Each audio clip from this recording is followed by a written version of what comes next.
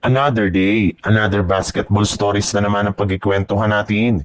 At ngayon nga yung pag-uusapan natin ang balitang nagdesisyon na nga daw ang Lakers sa trade sa Utah Jazz at ang balitang bagong starting five ng Golden State Warriors.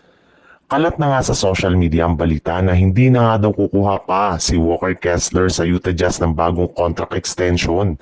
Kaya dahil dyan ay tuluyan na ngang magtatapos ang kanyang kasalukuyang kontrata sa darating na season at magiging isa na nga itong ganap na unrestricted free agent.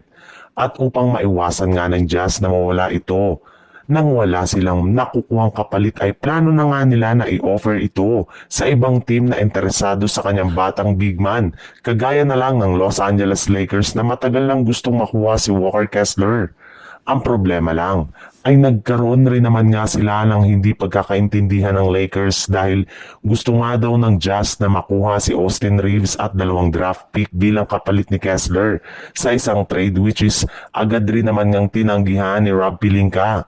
Kung ganyan nga daw kalaki ang hihilingin ng Jazz bilang trade package ay wala nga silang magagawang kasunduan sa mga susunod na buwan bago ang trade deadline sa Pebrero. Sa madaling salita, kung hindi nga babaguhin ng Utah Jazz ang kanilang request ay walang mangyayaring trade kay Kessler at mawawala ito sa kanilang lineup next off-season nang hindi sila nakakuha ng kapalit.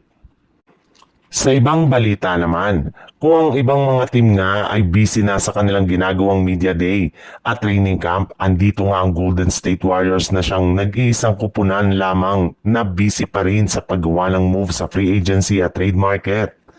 As of now nga, ay wala pa rin naman nga silang nagagawa ni isa mang galaw o improvement sa kanilang lineup hanggang hindi pa nila nasusolusyonan ang kanilang problema kay Jonathan Kuminga.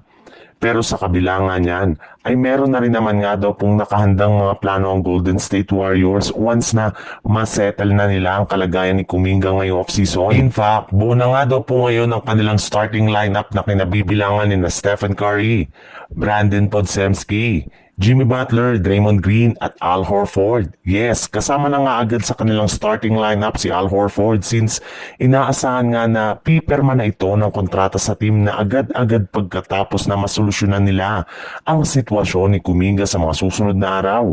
Wala na rin naman nga daw dapat ipag-alala ang kanilang mga fans dahil bago pa man daw mag-umpisa ang kanilang media day ay mabubuo na ang kanilang official lineup.